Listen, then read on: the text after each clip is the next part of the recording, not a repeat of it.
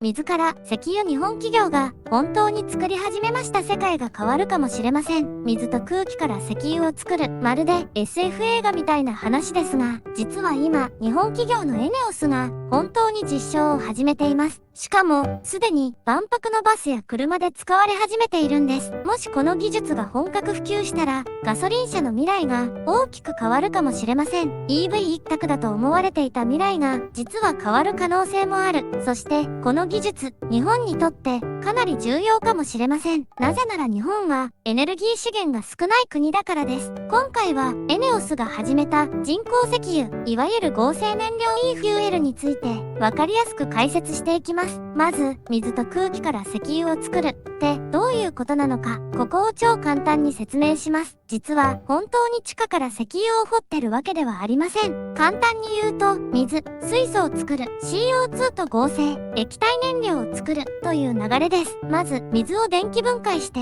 水素を取り出します。ここで重要なのが、再生可能エネルギーを使うこと。太陽光や風力などの電気を使って、水素を作る。その水素と回収した CO2 を化学反応させて人工的に液体燃料を作ります。これが e フューエルです。つまり地下から掘った石油ではなく化学的に作る燃料なんですね。そしてエネオスはこの実証プラントを横浜で稼働させています。しかも日本初の原料から一貫製造できる実証設備だと言われています。ここで多くの人が思うと思います。でもそれって本当に意味あるの？実はここがかなり大きなポイントなんです。なぜなら既存エンジンやインフラを大きく変えずに活用できる可能性があるから。これが最大の強みです。例えば EV の場合、EV はもちろん素晴らしい技術です。ただ、社会全体をかなり変える必要があります。充電設備、送電網、巨大バッテリー、急速充電、マンション問題、寒冷地問題、中古価格問題、いろんな課題があります。一方で e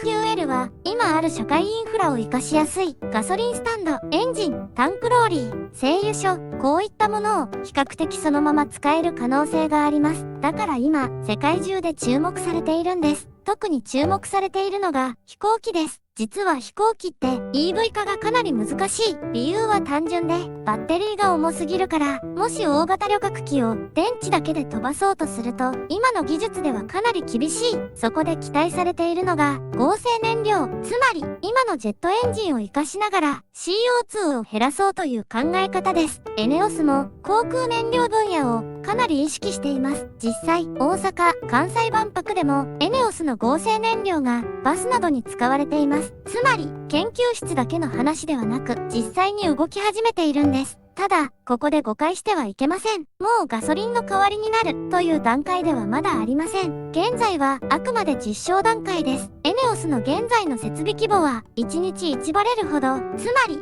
技術確認の段階です。本格量産にはまだ大きな壁があります。その最大の問題がコストです。実は e フューエル、かなり大量の電気を使います。流れを見てもわかる通り、電気、水素生成、CO2 回収、合成、燃料化というかなり長い工程なんです。つまりエネルギー変換の回数が多い。そのため同じ電気なら EV に直接使った方が効率がいいという意見も非常に強いです。これは実際かなり正論です。だから現在の世界は一般乗用車は EV 中心、飛行機や船、大型輸送は合成燃料気体という流れになっています。ただ、日本には日本特有の事情があります。日本はエネルギー資源が少ない。しかも災害も多い。さらに寒冷地もある。マンションも多い。つまり全部 EV 一本化というのは簡単ではありません。だから日本は全部やる戦略をとっています。EV、ハイブリッド、水素、合成燃料、全部研究しています。そして、エネオスにとっても、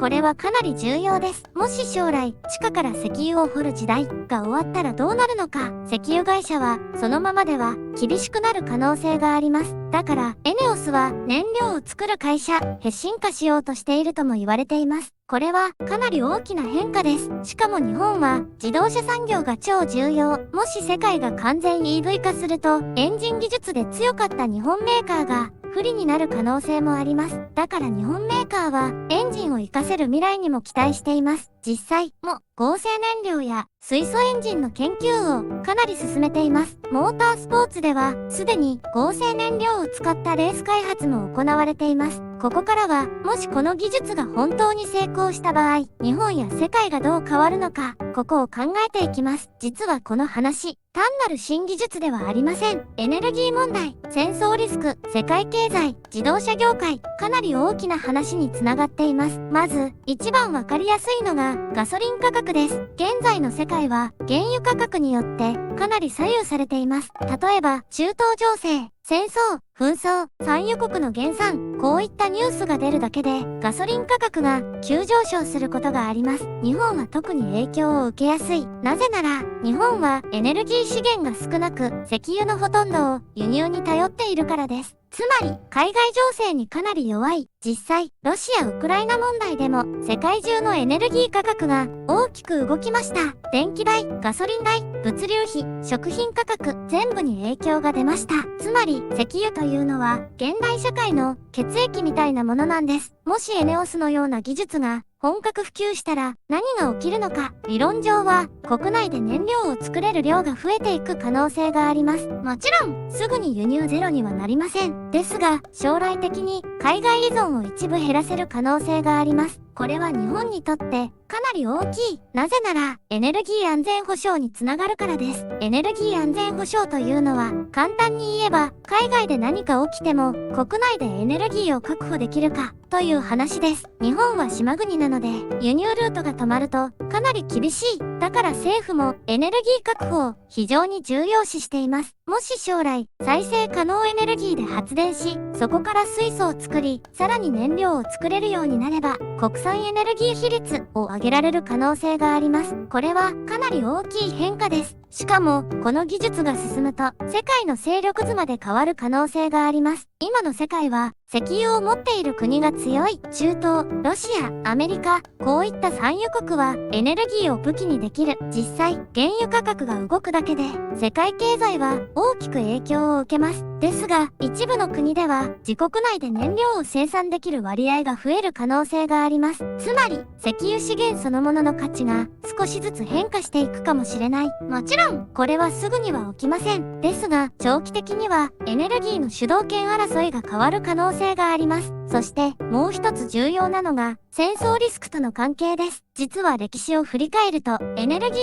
問題は戦争とかなり深く関係しています。石油供給、海上輸送、資源争奪、こういったものが国家同士の対立につながることもある。だから各国はエネルギーを自前で持ちたいと考えています。もし、水と CO2 から燃料を作れる技術が進化し、さらにコストが下がっていけば、エネルギーの分散化が進む可能性があります。つまり、一部の産油国だけに依存しない世界です。これはエネルギー面でのリスク分散につながる可能性があります。もちろん、完全になくなるわけではありません。ですが、依存度が下がるだけでもかなり大きい。さらに、この技術が成功すると、ガソリン車の未来も変わる可能性があります。今は EV の時代と言われています。ですが、もしカーボンニュートラルな合成燃料が大量生産できれば、既存エンジンを活かしながら CO2 を減らすという道も見えてきます。これは日本メーカーにとってかなり重要です。なぜなら日本はエンジン技術が非常に強いから、もし世界が完全 EV 一本化になると、日本メーカーは不利になる可能性がある。だから日本は EV だけではなく、ハイブリッド、水素、合成燃料の研究しています。つまり、選択肢を残しているんです。ただし、ここで大事なのは、夢の万能技術ではないということ。やはり、課題は大きい。特に電力問題。もし合成燃料を大量生産するなら、莫大な電力が必要になります。つまり、再生可能エネルギーの大量普及も必要。そして、コスト問題。今の段階では、普通のガソリンよりかなり高い。ここをどれだけ下げられるかが、今後の最大の鍵になります。つまり、現時点では未来の有力候補ではあるけれど、まだ完成形ではない。ですが、数年前まで SF だった技術が、今は実際に動き始めています。エネオスの実証プラント、万博バス、実際の走行、ここまで来ているのは、かなり大きな前進です。そして、今後、世界中で技術競争が加速していく可能性があります。もしかすると将来、石油を掘る時代から燃料を作る時代へ変わっていくのかもしれません。皆さんは、この人工石油の未来、どう思いますか？現実的だと思いますか？それとも難しいと思いますか？ぜひコメント欄で意見を聞かせてください。もし動画が面白かったら高評価とチャンネル登録もよろしくお願いします。